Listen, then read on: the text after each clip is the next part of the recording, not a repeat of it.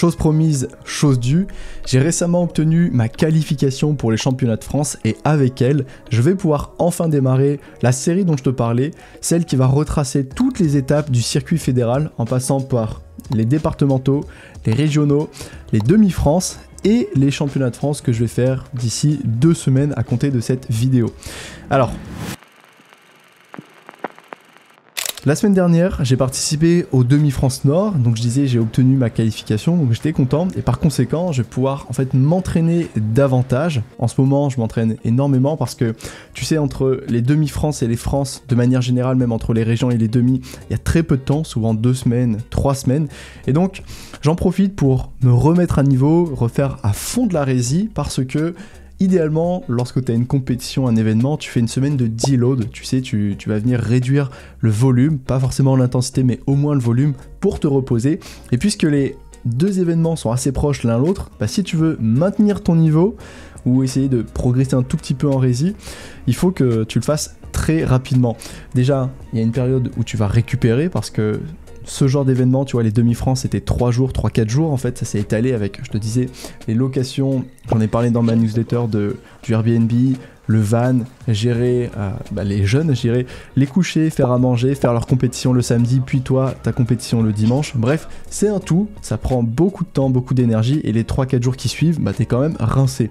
Après ça, une fois que tu t'en es remis, le but c'est de remettre un coup de fouet à l'entraînement, surtout en rési, donc t'entraîner un maximum, le plus possible, pour que, arriver peut-être aux alentours d'une semaine avant l'échéance, tu fasses une dernière séance plutôt spécifique. J'en reparlerai dans cette vidéo ou dans la vidéo suivante. Tu verras, il y a une certaine structure, il y aura un lien entre la série et les entraînements à côté que j'ai filmé, où tu fais un entraînement, je disais, spécifique qui va mimer en fait ton événement. Donc pour moi, faire du à-vue sur des qualifications. J'allais souvent à Gand ou bien à Purs et grâce à ça, bah maintenant je vais pouvoir en fait me dédier à l'entraînement pour les championnats de France et filmer les championnats de France qui vont arriver assez rapidement. Donc, je te parle des championnats de France, c'est bien, mais comment est-ce qu'on arrive clairement à ces championnats de France ? Déjà, il faut savoir que le circuit fédéral, c'est un circuit unique et que tu peux suivre seulement lorsque tu es inscrit en club. Si tu ne fais pas partie d'une association sportive, tu ne peux pas y participer. C'est vraiment un circuit, je vais dire, presque privé. Tout le monde ne peut pas s'y inscrire. Donc, il faut savoir qu'il y a 4 grandes étapes, 4 grandes compétitions. La première, le départemental, donc celui de ton département. Le régional qui va regrouper les départements. Ensuite, les demi-France que j'ai fait la semaine dernière, et donc les demi-France pour celles et ceux qui sont un petit peu anciens et qui ont déjà fait les compétitions, ça porte le nom anciennement des interrégions, qui ont été, il y a une époque, donc il y a plus de 3 ans, je pense 3-4 ans, supprimées, et puis en fait, à cause du quota et de la grande disparité de niveau entre les grimpeurs arrivés au championnat de France, ils ont décidé de les rajouter, et c'est redevenu maintenant donc les demi-France. Les demi-France, et pour terminer avec les France.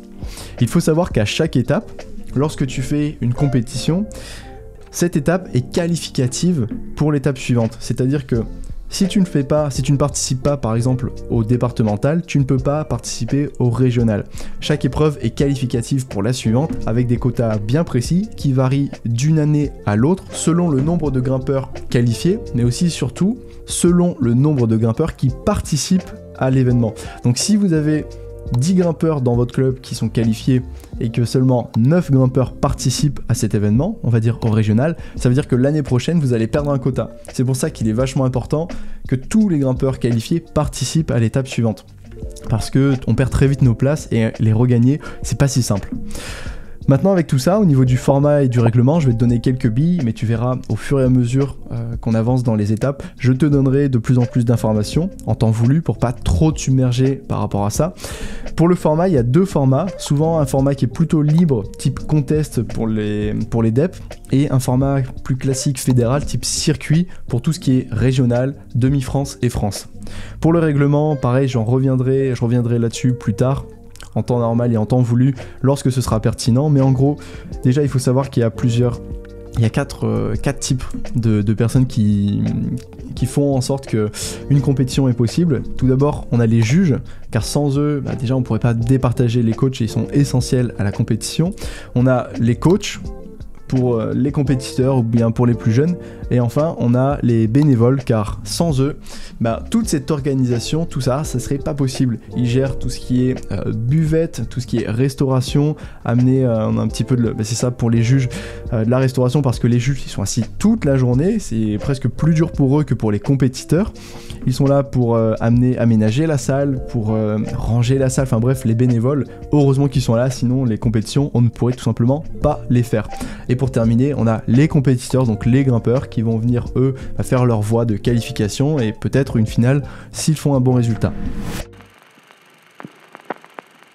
Pour le format, donc il y a deux types de formats, je disais. Le premier format, c'est celui sous forme d'open qui est assez sympa. Donc nous, c'est ce qu'on fait dans le Pas-de-Calais. C'est pas exactement le cas pour tous les départements. Ça, c'est propre à chacun. Donc quand il y a un format d'open, on a un nombre de voies prédéfinies. Ça peut être 5, 6, 7, 8 voies avec une vague. 2 vagues des fois également pour pouvoir en fait permettre à chaque grimpeur d'avoir un temps significatif sur le mur, mais surtout de ne pas avoir trop de monde sur la structure. On grimpe les voies dans l'ordre que l'on veut, donc si on veut commencer par la voie la plus dure et finir par la plus facile, c'est possible. Si on veut faire un de chaque, c'est également possible, et si on veut faire tout dans l'ordre, c'est possible. On grimpe donc dans l'ordre que l'on veut, quand on veut, il n'y a pas d'horaire, il n'y a pas d'ordre de passage prédéfini. Toutes les voies souvent sont flash, donc ça veut dire que tu vas voir les autres grimpeurs, il n'y a pas d'isolement, et on peut également avoir accès à des démos des voies, souvent réalisées par les ouvreurs, qui tournent en boucle sur un rétroprojecteur. Le classement se fait de manière générale selon le classement propre de chacune des voies, donc ça veut dire qu'il faut faire en fait le meilleur classement individuellement sur chacune des voies, et puis il y a un calcul qui se fait pour avoir le classement général. À mentionner également, c'est important, mais la grimpe se fait en tête, c'est-à-dire que tu vas clipper toi-même les dégaines.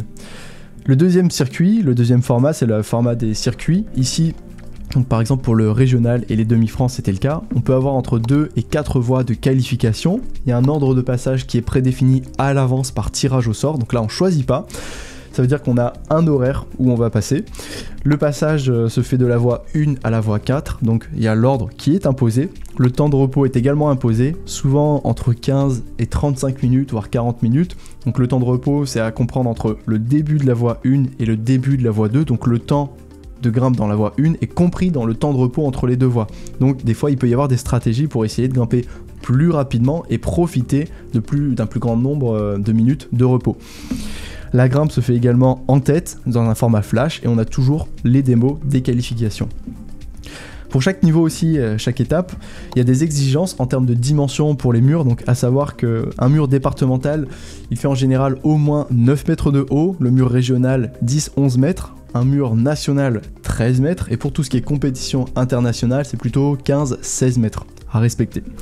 Avec tout ça, je vais pouvoir te parler de ma compétition, donc le départemental, donc pour le département du Nord-Pas-de-Calais, qui a eu lieu à Valenciennes dans la salle tertiale, si je me trompe pas, donc ça me faisait un tout petit peu de route, à peu près 1 heure grosso modo. Le format était celui d'un contest, donc celui que je viens de t'expliquer. On avait 6 voies à réaliser dans une fenêtre, une vague d'environ 2h30 si je me trompe pas. À l'arrivée, comment ça se passe ? Souvent, moi, je prends connaissance du mur. Déjà, je ne le connaissais pas, je l'avais jamais vu. Donc, on regarde un petit peu les différents profils, les différents panneaux. Je regarde l'ordre de passage. J'ai vu qu'il y avait 2 vagues et que j'allais passer dans la deuxième vague. Donc, j'avais plutôt le temps. Je savais que je pouvais regarder les autres passer devant moi. Donc, j'allais obtenir des informations précieuses sur les voies pour ne pas faire d'erreurs. Peut-être des erreurs que j'aurais commises si j'étais allé dedans, si j'étais passé dans les premiers. On dit souvent bonjour aux amis parce que, mine de rien, tu vois, c'est les DEP, c'est pas encore un gros niveau, tout le monde peut s'inscrire au DEP. D'ailleurs, je t'invite vraiment à le faire, tu vas voir, il y a une ambiance qui est plutôt conviviale. Faut avoir en tête quand même que l'escalade, c'est un sport, c'est un petit monde, tu vois, c'est un sport de niche, et donc tout le monde connaît tout le monde. Et c'est souvent sympa de retrouver ses amis, ses potes, enfin de discuter, c'est assez convivial. Ensuite, tu fais une première lecture des voies, tu prends connaissance des différents niveaux en disant, ok, cette voie-là, elle est un peu difficile, je vois les passages un peu compliqués. Tu peux même te préparer en te disant je vais démarrer par cette voie-là, puis je vais aller sur celle-ci, celle-ci, celle-ci, etc., etc. Par rapport à l'ordre de passage et surtout le début de la vague, moi j'aime bien anticiper mon échauffement pour essayer en fait de commencer la compétition en étant prêt, tu sais, à 100% de mes capacités. Puisque j'étais en vague 2, je savais que le début de la compétition allait se faire pour moi vers 13h30, 14h, je sais plus exactement. Et j'avais en tête comme stratégie de démarrer mon échauffement donc une bonne heure minimum avant le début de la compétition, parce que bah, vraisemblablement je suis un diesel, hein, j'arrive pas à être chaud tout de suite, ça arrive mais c'est plutôt rare. Et en règle générale, j'ai quand même besoin d'un certain temps d'échauffement avant de pouvoir produire un effort maximal en termes de rési. Donc ma stratégie était la suivante, j'allais faire mes échauffements au sol, un peu sur poutre, on avait un espace, tu sais, pour s'échauffer, donc montée assez sympa qui marche plutôt bien, et j'allais finir ma chauffe dans les voies les plus faciles de la compétition. Donc j'avais un 6B en tête et un 7B, et puisque la voie numéro 6, la dernière voie, était assez compliquée, certainement 7C+, 8A, je connais pas la cotation, je m'étais dit que je vais terminer par ces deux voies de chauffe pour ensuite faire un essai de qualité dans cette troisième voie qui était la plus dure, pour enfin terminer par les trois voies un peu plus faciles, 5C, 6A et 6C il me semble. Donc pour le début du circuit, ma première voie c'était une voie violette, un 6B. Et j'ai envie de te parler de cette voie parce qu'il m'est arrivé une mésaventure, tu vas voir. Cette voie-là, finalement, elle commençait assez bien.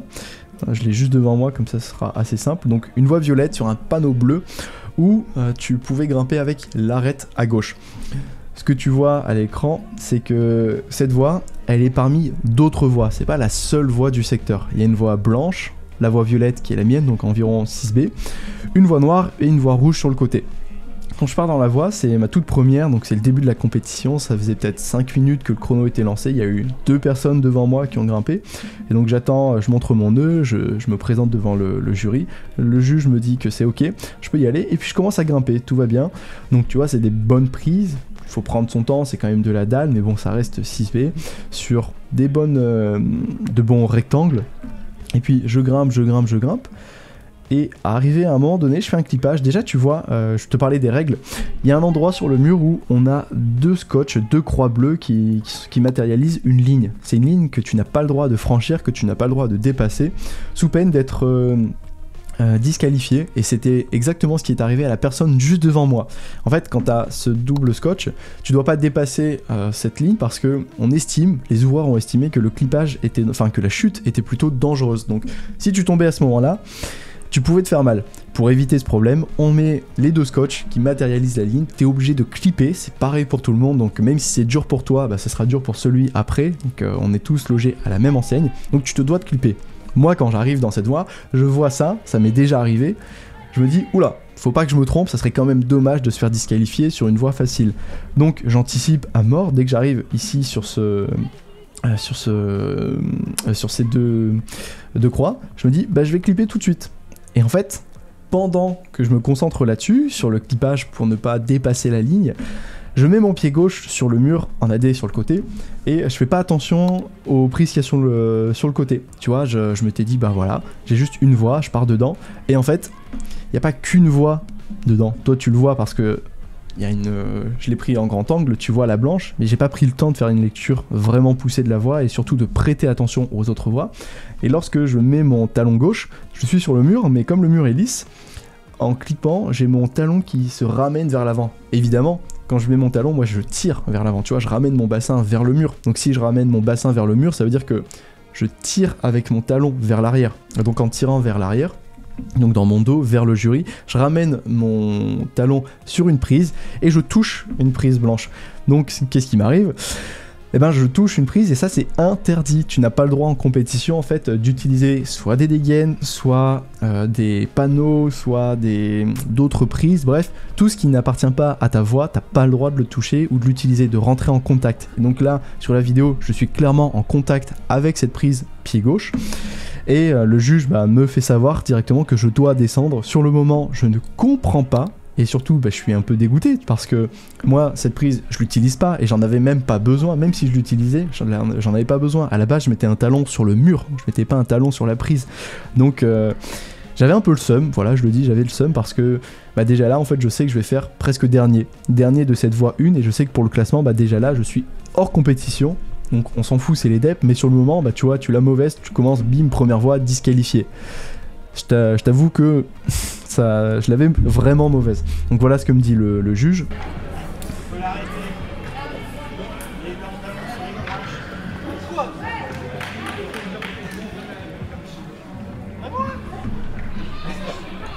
tu peux le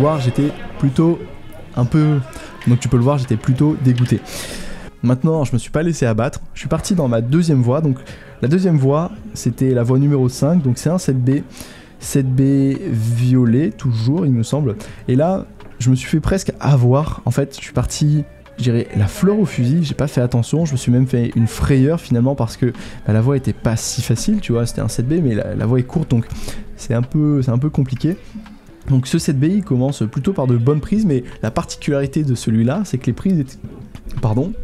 Mais la particularité de celui-là, c'était que les prises étaient obliques. Quand je dis oblique, ça veut dire qu'il y avait différentes facettes un petit peu géométriques, et donc pour valoriser les prises, tu devais toi-même te placer comme si c'était des plats d'une manière assez précise finalement. Et quand c'est dans ces cas-là, la meilleure façon de valoriser les prises, la meilleure chose à faire, c'est de se mettre sur la tangente à l'oblique. Imagine que tu fasses un T avec une perpendiculaire, tu traces la perpendiculaire et toi tu vas venir sur le côté pour valoriser un maximum la prise et générer le plus de friction possible. De toute façon, tu vas le voir sur chacune des prises à peu près. Donc, il y a 2-3 dégaines qui se font assez facilement et puis d'un coup, tu te prends une grosse châtaigne. Tu comprends pas trop ce qui se passe, donc je me suis fait surprendre parce que je la voyais un peu plus simple et honnêtement, ce qui m'a permis de réussir la voie, c'est ma marge physique et ma marge en rési. Parce que c'était très difficile, notamment lorsqu'il a fallu passer sur la droite au niveau des 2/3 de la voie.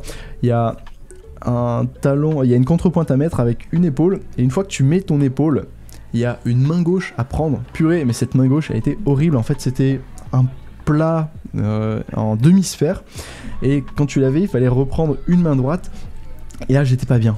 Purée, qu'est-ce que j'étais pas bien, j'ai cru que j'allais me la coller. Donc là, tu vois, je suis en biceps, je remets de la magnésie parce que je me dis, oula, je vais pas être capable de la tenir.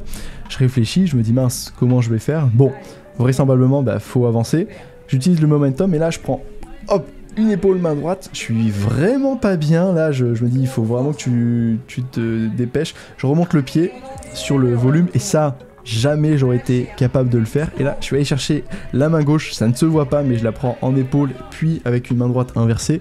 Et si j'ai réussi à faire ça, c'est uniquement parce que j'ai fait de la souplesse dernièrement. Donc j'étais vraiment content, tu vois, de l'avoir travaillé parce que auparavant, jamais j'aurais pu monter mon pied, m'asseoir dessus et aller chercher, grâce à une ouverture de la ceinture scapulaire, une épaule aussi haute. Tu sais, j'avais mon buste qui était vers l'avant et jamais, vraiment, je n'aurais pu le faire avant.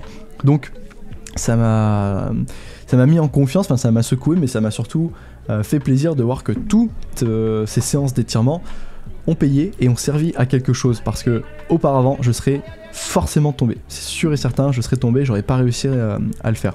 Donc je top ma voie 2, je me suis fait secouer, je suis bien dopé, donc cette fois-ci bien chaud, et je me dis ok, maintenant on va pouvoir s'attaquer à la voie numéro 3. Donc pour moi c'est la voie numéro, ma voie numéro 3, mais qui est la voie numéro 6, c'est-à-dire la plus difficile, encore une violette. Une violette d'un niveau 7C+, 8A à peu près, donc j'ai préféré prendre une grosse pause pour vraiment évacuer le lactique, faire une lecture vraiment très détaillée de la voie, et puis j'en ai profité aussi pour voir ceux qui étaient partis devant moi, parce que finalement j'ai pas été le premier, j'avais ceux de la première vague qui étaient partis dedans, j'avais filmé une ou deux personnes pour avoir en mémoire les mouvements, voir les difficultés de la voie. Et avant de partir, j'ai pris le temps surtout de me réchauffer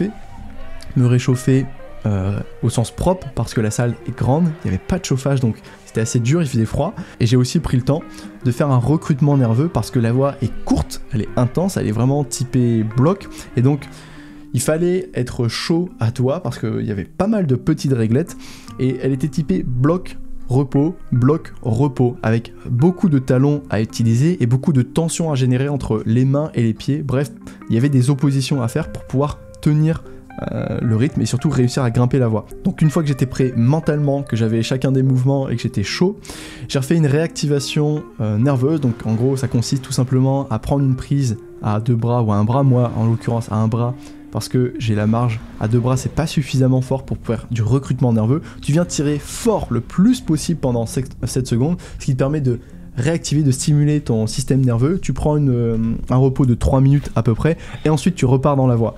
Ça te permet en fait d'avoir plus de force à un instant T et surtout pendant quelques minutes. Donc c'est vraiment intéressant lorsque tu pars dans des voies plus intenses.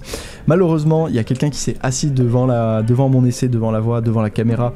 Donc je pourrais pas te montrer la voie à proprement parler. Faut juste savoir que j'ai plutôt bien grimpé, très proprement, pas d'erreur de lecture, une grimpe très rythmée. À la fin, je vais revenir dessus. Je vais lancer la vidéo.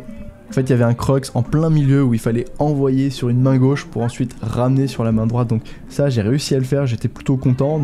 Typiquement, tout le monde tombait sur le ramener main droite pour ensuite envoyer sur la prochaine main droite.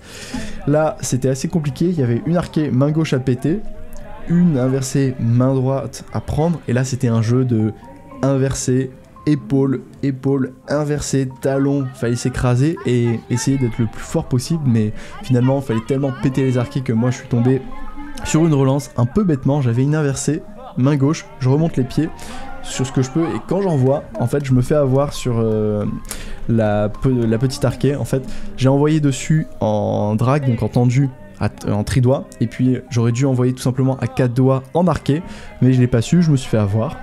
Donc après cet essai, j'avais finalement fini la compétition puisqu'il me restait que 3 voies à faire, un 6A, un 5C et un 6C. Le 6A et le 5C, je les ai fait immédiatement après avoir fait le 7C+, 8A, histoire de patienter, de récupérer et aussi de me garder un petit peu au chaud, donc ça je l'ai pas filmé. Pareil pour la dernière voie, j'ai attendu peut-être 20 minutes parce que j'ai assuré 2-3 personnes de mon club en attendant, et j'ai grimpé un 6C qui était un 6C dans une fissure. Donc une grimpe plutôt technique en dû le faire, donc tu sais en opposition pied-main, vachement intéressante quand t'as pas l'habitude de le faire, et que j'ai pris plaisir à grimper. Avant d'arriver au résultat, je te rappelle que je propose des services de coaching en ligne d'escalade. Donc si tu es intéressé et que tu souhaiterais ajouter un cadre et une structure à tes entraînements selon tes objectifs pour pouvoir progresser davantage, tu peux me contacter directement en remplissant mon formulaire, le lien est dans la description. Tu peux également m'envoyer directement un mail sur mon adresse pro 15janspro@gmail.com ou encore me contacter en MP sur mon compte Instagram Betagram. Donc pour les résultats, j'ai terminé finalement 3ème départemental, donc c'est pas mal. Tu peux voir en fait sur la photo que normalement j'apparais 4ème, mais il faut avoir en tête que puisqu'on est une petite région et 2 petits départements, souvent comme il n'y a pas beaucoup de clubs, on fait les départementaux ensemble avec le Pas-de-Calais et le Nord. Donc c'est pour ça qu'on a les résultats en combiné comme si c'était un régional. Donc sur le régional, j'apparais 4ème, mais puisque on sépare ensuite les 2 départements, j'ai fini 3ème du département. Donc tu peux le voir, en fait ce qui me met dedans, c'est clairement la voie numéro 4 où j'ai fait 10 prises, j'ai terminé 45ème de la compétition, donc je me demande si c'est pas dernier presque. En tout cas, j'ai fait dans les derniers et c'est ce qui m'a valu coûter ma première place. Après, c'est vraiment pas important, tu vois, ce sont les DEP, c'est plutôt une ambiance conviviale, donc le plus important c'est de passer la prochaine étape, donc se qualifier pour les régions, chose que j'ai réussi à faire. Et par rapport au moment où je venais de faire la compétition, j'avais encore 2 mois d'entraînement, donc tu vas voir ce que je vais faire pour m'entraîner durant ces 2 mois, notamment mes séances favorites pour pouvoir m'entraîner spécifiquement à un effort, celui qu'on va faire lors des régions, des demi-France et des France, un effort à vue pour les qualifications. C'est tout pour cette vidéo, je vais te laisser avec mon débrief à chaud que j'avais pensé à filmer le jour J, donc je me souviens même plus de ce que j'ai dit, mais je vais te laisser parce que je pense que c'est aussi ça, c'est important de voir un peu l'humain derrière, voir les réflexions, à quoi je pense, et terminer là-dessus, ça me paraît assez logique en fait finalement, pour t'embarquer de manière plus immersive dans mes pensées, mais aussi dans le quotidien du compétiteur, celui qui vient, qui fait la route, mais aussi qui rentre chez lui et qui pense, qui ressasse ce qui se passe, ce qu'il aurait pu faire, ce qu'il a bien fait et aussi ce qu'il a mal fait surtout. Faut se l'avouer, je pense qu'on est tous pareils. On pense souvent à cette petite erreur et on est toujours en train de se dire « Ah, si jamais j'avais réussi à faire ça, si j'avais fait ça ». Bref, je pense que c'est le lot de tout le monde. Le tout, c'est pas de s'enfermer dans ce schéma et c'est après de pouvoir passer à autre chose. J'en dis pas plus, je te laisse avec mon moi du passé qui venait de ressasser sa compétition. Ciao. Bon, fin de la compète, que dire? Faire certainement beaucoup plus attention aux premières voies, aux voies faciles et surtout aux voies adjacentes ou celles qui font partie du même secteur que les voies faciles, respecter un peu mieux le règlement. Je termine 3e du Nord-Pas-de-Calais, 4e du département, donc Nord et Pas-de-Calais. Et si j'avais fait attention, c'est-à-dire si je n'avais pas sur ma voie 4 qui était un 6B+, vraiment pas un truc difficile, et que je n'avais pas touché avec mon talon sur l'arête une blanche, ben je passais premier. Je passais premier ex-aequo. Premier ex-aequo dans le pire des cas, bidépartement et premier départemental. Donc c'est tout. J'ai pas été vigilant, j'ai pas fait attention. Bon, en soi, ça change pas grand chose, ça change pas du tout même mon classement parce que ça compense pas du tout toutes les places que je me suis prises dans la voie facile dans le 6B+. Mais faut que j'y fasse attention quand même, on sait jamais parce que ça pourra me jouer des tours sur les régions et peut-être sur les demi-France et même sur les France. Ça peut, ouais, franchement tu peux gagner 5-10 places, beaucoup juste sur un plus, donc ça, faire attention. Sinon, moi au niveau de ma grimpe, je suis super content, je suis très satisfait de ce que j'ai fait. J'ai bien grimpé dans chacune des voies, j'ai aucun regret, sauf la voie numéro 4 qui était ma première voie puisque bah, forcément j'ai touché une prise donc je ne l'ai pas grimpée, mais toutes les autres, je les ai très bien grimpées. Je me suis mis taquet dans la voie numéro 5 qui devait être 7A+, et ressenti 7B parce que je suis parti dedans à froid et comme c'est bloc parce que c'est très court, puisque j'ai la marge, il n'y a pas de problème, j'ai réussi à faire la voie, mais je me suis fait surprendre sur chacun des mouvements où on était en épaule parce que ce sont des mouvements que tu ne peux pas, que je ne pouvais pas en tout cas stater, donc il fallait envoyer, il fallait engager et c'était ça principalement le problème. Je me demande si c'est pas mieux. Ouais, je peux faire quelque chose. Et je me demande si c'était pas mieux finalement de faire comme ça. Donc une fois que j'ai pris tout ça en compte, bah, finalement j'ai fait une très bonne compète, j'ai vachement bien grimpé, j'ai été efficace au possible dans la voie numéro 6. Malheureusement, il y a quelqu'un qui s'assoit devant la caméra, donc c'est le jeu, c'est ma faute, j'aurais dû la placer ailleurs. Et on voit pas à tout le début, donc je suis dégoûté, je pourrais pas te partager ça. Heureusement, j'ai filmé d'autres personnes dans la voie, donc je pourrais te dire ce que moi j'ai fait. On me voit quand même au sommet de la voie à la fin, dans le dernier quart, sur les derniers mouvements, donc c'est ça le plus important. Et cette voie-là, je suis assez satisfait de moi parce que j'ai fait un très bon essai flash. Je me suis bien échauffé. Quand je suis parti dedans, j'avais pas les doigts froids, j'étais nerveusement OK. Je connaissais parfaitement la voie et quand je suis parti dedans, je me suis exécuté. J'ai pas bafoué, j'ai pas bégayé. J'ai réussi à grimper précis, rapide et je suis allé au bout de mon effort. Donc je suis très content. J'ai juste mal attrapé la dernière prise, mais c'est pas grave, c'est pas très grave parce qu'avant je n'ai pas fait d'erreur, donc ça se passe très bien. Très content là-dessus. Et les voies que j'ai adorées, que j'ai préférées finalement, bah, c'était pas les plus dures, c'était les plus simples. Il y avait la voie numéro 3, il me semble, qui était un dièdre en dulfer et en opposition, je trouvais ça incroyable, c'était pas très dur. Je pense que la voie se faisait sans les prises rajoutées, donc c'est presque ce que j'ai essayé de faire, mais bon, j'étais là aussi pour faire la voie et pas me dauber. Et enfin, j'ai bien aimé la voie numéro 2, je crois que c'était une blanche, pareil, ça se grimpait bien en opposition et c'était assez sympa. Bref, c'est tout pour le championnat départemental du Pas-de-Calais. Voilà à quoi ça ressemble. Donc il y avait ce format un petit peu open avec 6 voies à faire en 3 heures. Donc tu les fais quand tu veux, tu donnes ta fiche, tu n'as qu'un essai par contre. Et c'est un format qui est différent de celui qu'on va retrouver, que je vais retrouver dans 2 mois pour les régions. Au niveau des régions, on va avoir un format fédéral, donc là avec des qualifs, 3 voies normalement, 3 ou 2, ça dépend, avec un ordre de passage prédéfini au hasard.